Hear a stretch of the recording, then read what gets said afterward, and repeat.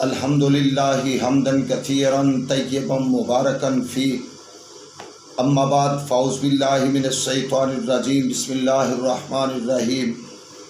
لقد کان لکم فی رسول اللہ اسوۃ حسنہ، صدق اللہ العظیم۔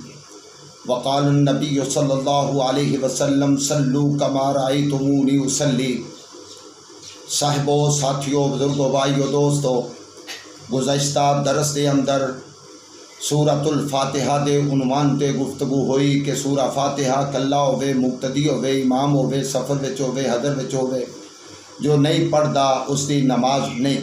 اور اج دے درس دے اندر سینے تے ہاتھ بنن دے عنوان دے اُتے معتبر مستند روایتاں ذکر کرن دا پروگرام ہے۔ اللہ مینوں تے تانوں محبوب نبی صلی اللہ علیہ وسلم دی سنت دا عمل بنائے اور محبت کرنے والا بنائے۔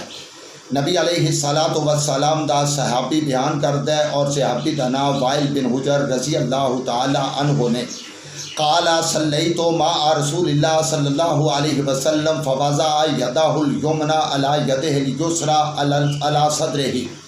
وائل بن حجر رضی اللہ عنہ بیان فرماؤندے نے کہ میں رسول صلی اللہ علیہ وسلم دے نال نماز پڑھی۔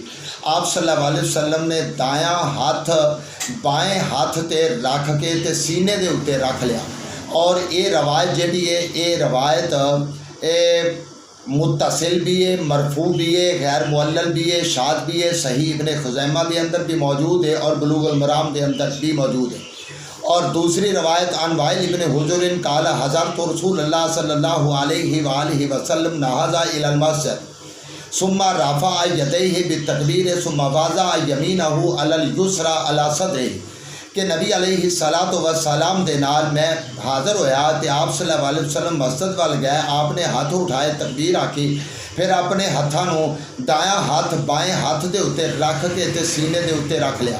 اور تیسری روایت جڑی ہے عن قبیصہ بن حلب عن ابیہ قال رأیت رسول اللہ صلی اللہ علیہ وسلم ینصرف عن یمینہ وعن یسارہ ورأیتہ یدہ علی صدرہ۔